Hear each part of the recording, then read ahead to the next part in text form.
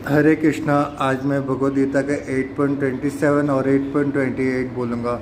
आज चैप्टर 8 का मेरा समापन होगा। चैप्टर 9 मैं नेक्स्ट डे से शुरू करूँगा।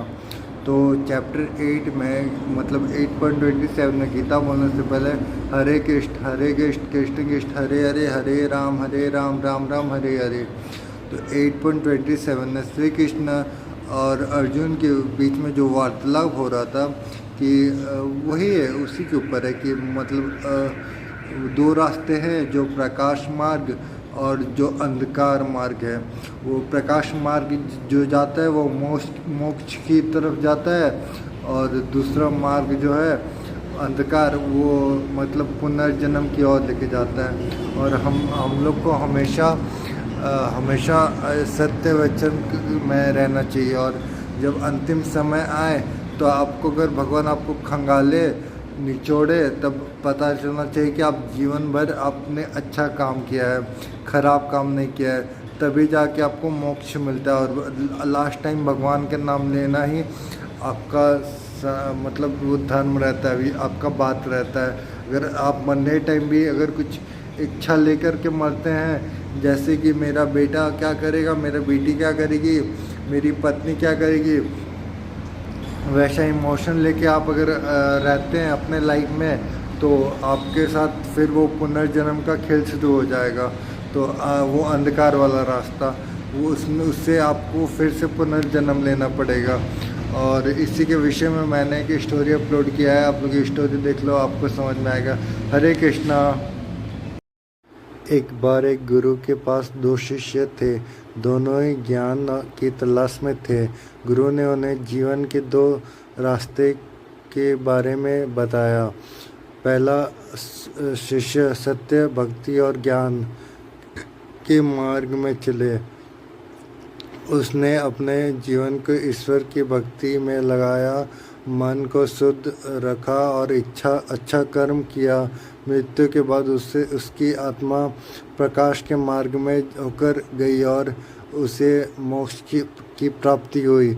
दूसरा शिष्य संसार के मोह माया में फंस गया। उसने केवल भीतक सुख को महत्व दिया और आत्मज्ञान को और ध्यान को नहीं दिया।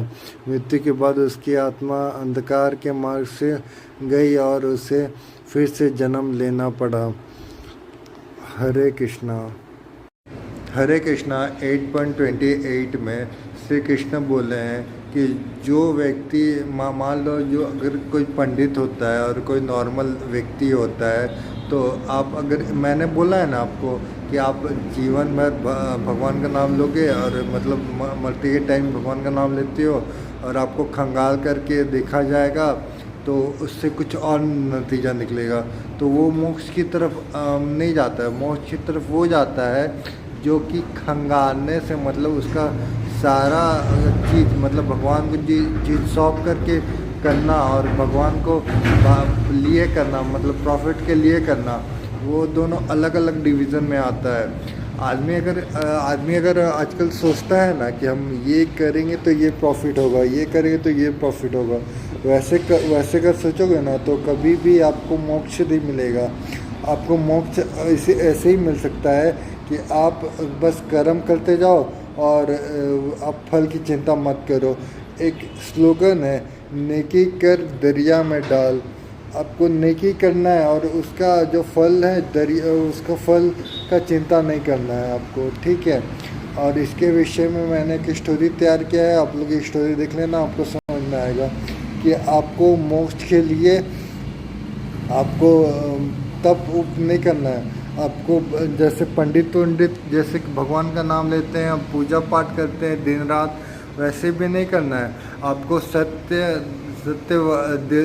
दिल से आपको काम करना है, और पूरे निष्ठा से आपको काम करना है, तब जाके आपका सारा काम कंप्लीट हो पाएगा। हरे कृष्णा। एक नगर में दो व्यक्ति रहते थे। एक था कर्मकांडी ब्राह्मण और दूसरा एक सच्चे योगी।